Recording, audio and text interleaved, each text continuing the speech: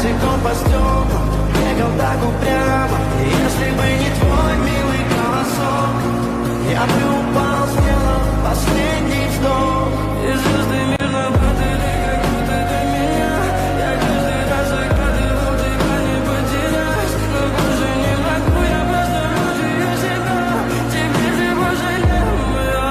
В камине в 6 утра фотография твоя, горят воспоминания о тебе.